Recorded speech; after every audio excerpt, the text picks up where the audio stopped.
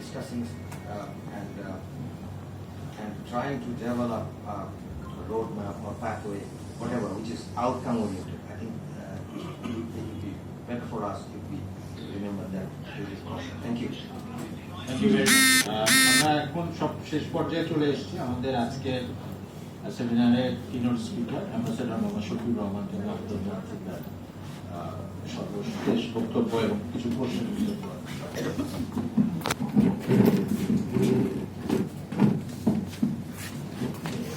Thank you. What has been said and many questions have been raised. I think it won't be possible for us to try to answer them in details in such a short period, but I'd like to touch upon a few. One, on the question of, say, education and skill. This is something that we cannot do without. The situation after 8 years and 9 years is such that there is no other option but to create a pathway to education and skill. And how best that should be done, even Bangladesh's own challenges, that's the issue that the policymakers will address, but I think it cannot be any further delayed.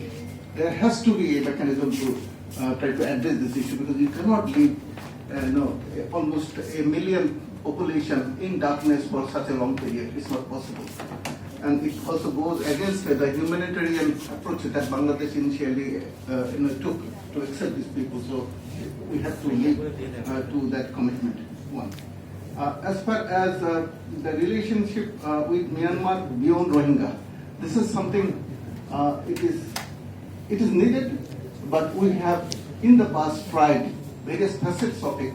In 2014, 15, 16, the year, but we know how difficult it is. We tried almost all aspects of it, but we found, I would say, deficit in keenness in engaging on all these sectors from the Myanmar side. So there's a long history behind that, why that kind of attitude is from the Myanmar society as well as from the government.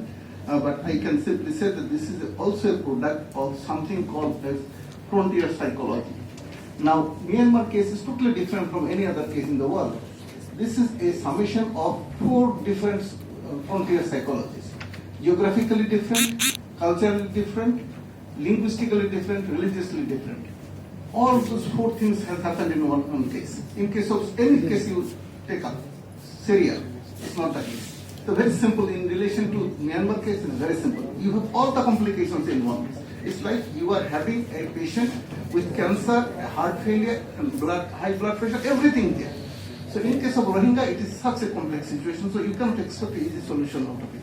So that's in fact, to address to what Mohsin has just said, on the question of other ethnicities not being aware of the Myanmaris and not being sympathetic to the Myanmar cause, is also a product of long history of Indian migration into Myanmar, which is not the case with the migration that took place from Chittagong or a normal migration that took place in 6th to 7th centuries. So these are 2 different. But in the Myanmar psyche, they see it only from the immigration point of view that comments from about, say, 1885 onward. So this lack of understanding has become a liability, and it has been, I would say, aggravated by this colonial rule, and that still continues. The anti-Indianism then become anti-Bengali and anti-Rohingya. All are then linked together. You cannot simply separate them. So that knowledge and understanding for the Myanmaris to understand the broader context is not there. You have to teach Myanmar for at least 80 years to come to this level of understanding. Because this marginalization started particularly with the Nehru period, and that 4 to 5 generations have been fed with a particular brand of propaganda, and that propaganda is solidly understood by all the ethnics in Myanmar. So it is to be wrong for us to expect that they will understand the case of Rohingya, but then we have to continue to try to educate them. Then on the question of citizenship, with that I think I will stop for paucity of time.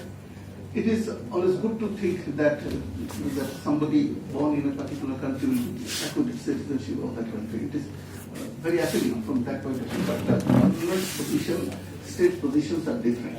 In case of, even in most of the countries in ASEAN, particularly give the example of, say, Brunei, a person living in Brunei for even 50 years will not become a Brunei citizen.